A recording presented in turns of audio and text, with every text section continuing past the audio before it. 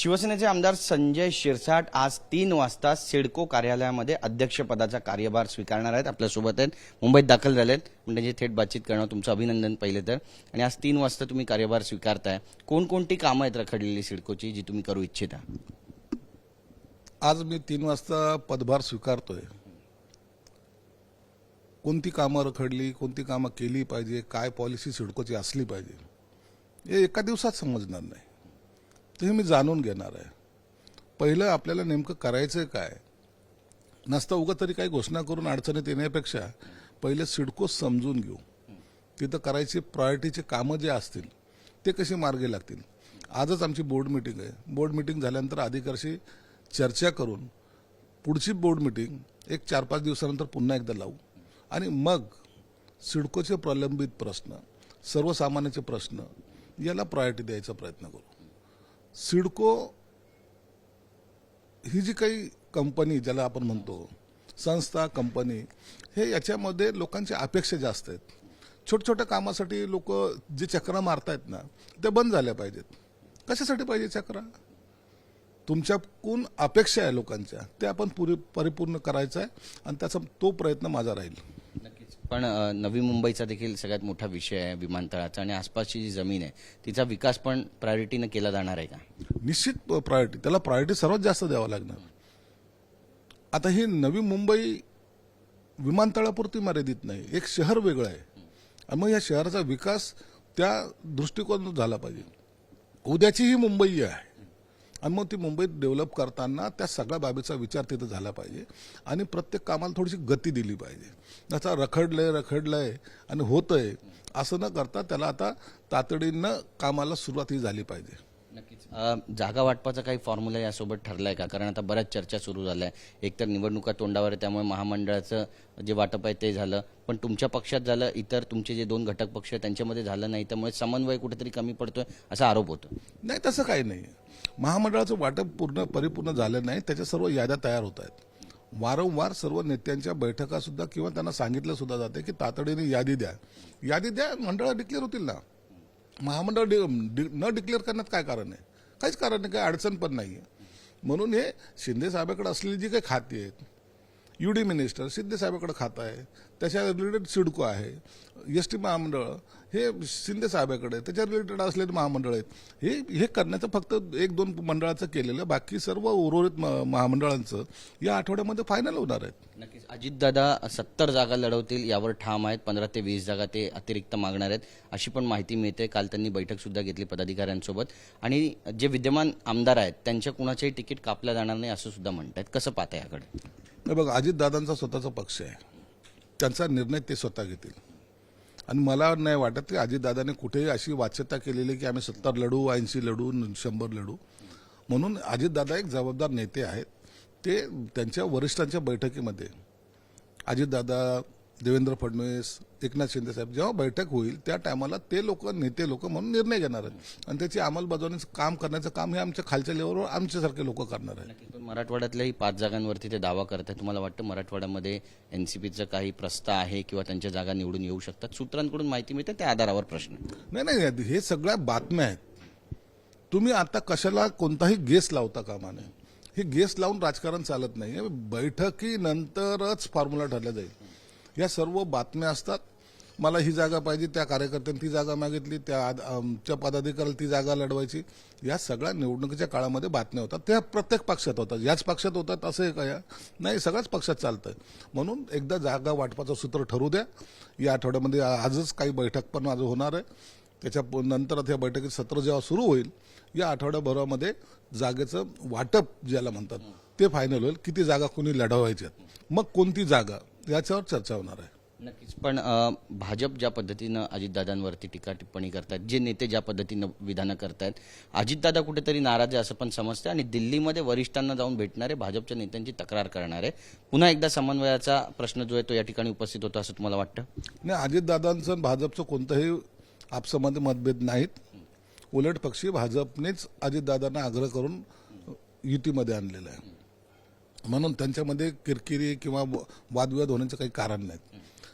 खालच्या लेवलला जे काही पदाधिकारी जे काही कॉमेंट्स करतात किंवा जे काही स्टेटमेंट देतात त्याच्यामुळं हे थोडं वाद असल्यासारखं वाटतं, पण त्यांना सर्वांना सुद्धा समज दिलेली की कोणीही कोणत्या प्रकारचं स्टेटमेंट करू नये, ज्यामुळं महायुतीमध्ये थोडीशी म्हणजे भांडणं होतील किंवा त्याच्यामध्ये चर्चेला इतरांना वाव मिळेल असं बोलू नये, असं स्पष्टपणे सगळ्याला निर्देश दिलेले आहेत.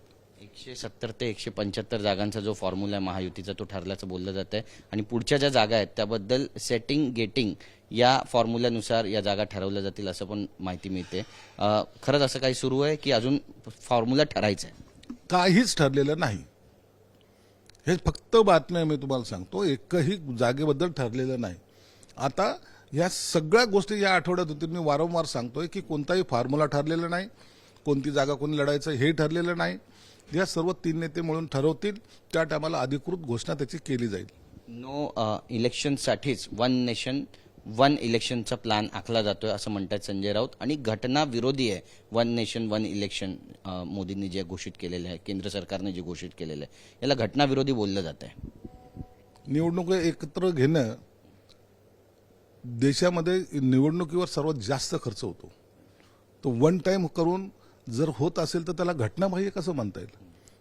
निवडणुका न घेणं हे घटनाबाह्य आहे, निवडणुका घेणं हे घटनाबाह्य कसं होऊ शकतं? आणि एकदाच जर निवडणुका झाल्यात तर हे अनेक वर्षाची जी काही परंपरा चालत आलेली, ही निवडणूक झाली का ती निवडणूक, मग त्याची आचारसंहिता, त्यासाठी अधिकाऱ्यांचं असलेलं मनुष्यबळ त्या ठिकाणी लावायचं, कर्मचाऱ्यांचं, हे सर्व एकदा एका लाईनमध्ये जर झालं, पुढील कालावधी जो आहे तर त्या सरकारला, जेही सरकार असेल त्याला काम करायला पुरेपूर संधी मिळते. आणि म्हणून वन नेशन वन इलेक्शन हा सगळ्यात चांगली कल्पना आहे आणि ती झाली पाहिजे. दर वेळेला इलेक्शनचं फेस करणं, कधी उन्हाळ्यात इलेक्शन, कधी पावसाळ्यात इलेक्शन, आणि सगळ्या कर्मचाऱ्याची होणारी धावपळ, मतदारांना दर वेळेला त्या गोष्टीवर चर्चा, या सर्व बंद होतील. एकदा निवडणूक झाली, 5 वर्षानंतर बोलणे नाही. नक्कीच. रंगभूमीलाही राजकारणाचा रंग लागला असं वाटतंय का? कारण 2 नाटकं येत आहेत. एक तर मला काही सांगायचं आहे जे एकनाथ शिंदेवरती आधारित नाटक आहे आणि दुसरं 50 खोके एकदम ओके हा प्रयोग सुद्धा सुरू होतोय. दोन्हीकडे कसं पाहता? राजकारण निवडणुका ज्या आहेत त्यावर काही फरक पडेल? नाही, असं नाही. नाटकं येत असतात, कुणाच्या जीवनावर कुणाचं नाटकं येणं. आता अनेक महापुरुषांच्या नावावर नाटकं आलेली आहेत, झाली का नाही? झाली. आता कुणाची इच्छा असेल कुणाच्या जीवनावर काय एखादं नाटक बसवायचं, त्याला आक्षेप नाही. परंतु आता उभाटांना जर नाटक काढायचं असेल तर वाकून घालील मुजरा, ह्या पद्धतीचं नाटक त्यांनी केलं पाहिजे. कारण की ते मुजरा करण्याच्याच भूमिकेत आहे सगळीकडे, आणि म्हणून त्यांचं नाटक त्या धर्तीवर चालू शकतं. म्हणून आता हे नाटक किती जरी यांनी केलं ना महाविकास आघाडीने, तर यांची नाटकं आता लोकांनी पाहिलेली आहेत आणि यांचा कंटाळवाना प्रयोग, एक कुठंतरी लावणीसारखं डान्स करणारे हे प्रयोग यांचे जे आहेत ना, लोक आता याला कंटाळलेले आहेत. म्हणून आता जे काय होणार आहे ते विधानसभेच्या टायमाला यांना दिसून येईल. पण नाटक कुणाचं गाजेल? म्हणजे एकनाथ शिंदेवर आधारित नाटक गाजेल की 50 खोके एकदम ओकेवालं नाटक गाजेल? लोकांना प्रॅक्टिकल लाईफ कशी जगली ती पाहायचंय, म्हणून एकनाथ शिंदेचंच नाटक पॉवरफुल राहणार आहे. हे यांचं हे टोमण्यांचं नाटक ना, हे एक दिवस एकही शो करू शकणार नाही. बरं, स्वार्थासाठी भांडवल करू नका असं आता म्हणू लागलेले आहेत इंदुरीकर महाराज, आणि गोरगरिबांच्या लेकरांचा बळी यामध्ये जाता कामा नये असं पण त्यांनी टोला लगावलाय. याकडे कसं पाहता? नाही, इंदुरीकर महाराजांनी जे सांगितलं ते सत्य आहे ना. प्रत्येक जण आपल्या स्वार्थासाठी उपयोग करतोय, जातीचा, धर्माचा. आता ते मागच्या लोकसभेला मुसलमानाला देशाच्या बाहेर पाठवणार, पाकिस्तानाला पाठवणार, केला ना त्यांनी इश्यू. घटना बदलणार, केला ना इश्यू. काय झालंय? काही होत नसतं. परंतु लोकांची माथी भडकवायची आणि लोकांना कसं तरी आपल्या ह्या सर्व मेन स्ट्रीम लाईनमधून बाहेर काढून वेगळ्या दिशेने न्यायचं, हा जो राजकीय लोकांचा प्रयत्न असतो ना, तो करू नये. हे जे इंदुरकर महाराजांनी सांगितलं ते सत्य आहे. मुख्यमंत्री पदाचा पुन्हा एकदा विषय आहे आणि आता महिला मुख्यमंत्र्यांची पण नावं, भविष्यातल्या होणाऱ्या महिला मुख्यमंत्र्यांची पण नावं भाकीत केली जात आहेत. रश्मी ठाकरेंचं नाव येतंय, सुप्रिया सुळेंचं नाव येतंय, वर्षा गायकवाडांनी याबद्दल विधान केलं, कसं पाहता? सुप्रिया सुळेची इच्छा असेल, कल्पना नाही. पण रश्मी ठाकरे राजकारणात आल्या तर चांगलीच गोष्ट आहे, आनंदाची गोष्ट. एक महिला आहेत आणि सक्षम आहेत, त्याच्याबद्दल दुमत नाही. परंतु ह्याचा निर्णय उद्धव साहेबांनी घ्यायचा. आता घरात भांडणं लावायचं काम इतरांनी करू नये. त्यांना काय निर्णय घ्यायचा त्यांच्या कुटुंबाला येऊ द्या ना. तुम्ही तो निर्णय घ्यायला भाग पाडू शकत नाही. आणि मग संजय राऊत जो म्हणतोय उद्धव साहेब मुख्यमंत्री झाले पाहिजे आणि हे जर म्हणायला लागले रश्मी वहिनी झाल्या पाहिजे, म्हणजे दोघांमध्ये क्लेशेस कशाला पाहिजे? उद्धव साहेबाच्या तोंडून जर नाव आलं तर त्याला एक वेगळा विषय आहे. आणि महिला मुख्यमंत्री होण्याला काही अडचण पण नाही आहे. आमचं सरकार येणार आहे, त्यांचं सरकार येणार नाही, पण तरी त्यांच्या जे काही अपेक्षा आहेत ते कधी पूर्णही होणार नाहीत. आणि ते फक्त आता हे जे काही वातावरण तयार करायचं आहे ते एकमेकाला प्लीज करण्यासाठी करायचं आहे. शरद पवार तर याच्या अगदी विपरीत वक्तव्य करतात. ते म्हणतात की राज्याच्या राजकारणापेक्षा देशाच्या राजकारणामध्ये सुप्रियाताईंना रस जास्त आहे, सुप्रिया सुळेंना जास्त रस आहे. अहो, शरद पवार कधी खरं बोलतात का? शरद पवार आहे ते कधी पलटी मारतील ते सांगता येत नाही. स्वतः ते देशाचं राजकारण सोडून महाराष्ट्राच्या राजकारणामध्ये त्यांना किती इंटरेस्ट आहे?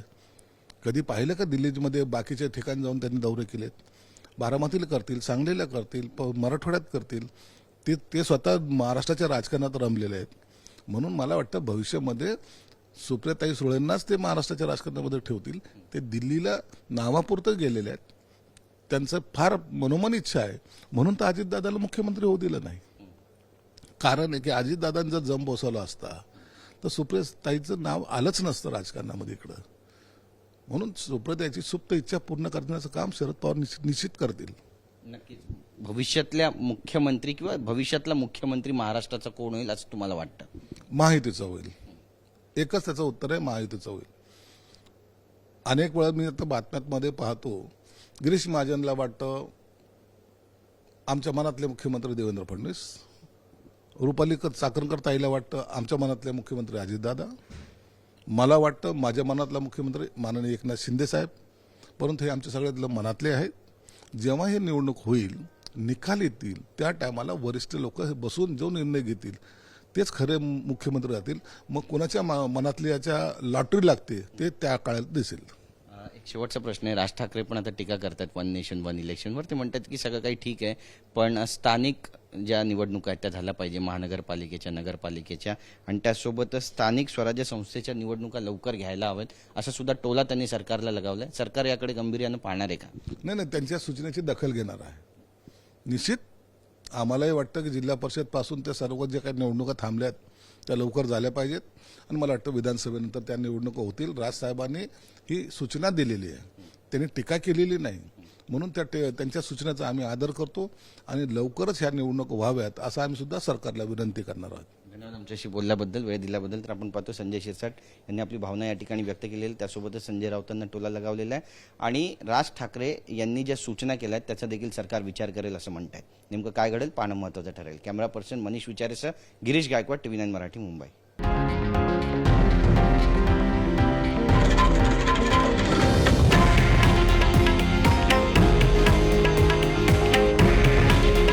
हे आहे देशातील नंबर 1 न्यूज नेटवर्क आणि आपण पाहत आहात TV9 मराठी. काळजी तुमची, हित महाराष्ट्राचं.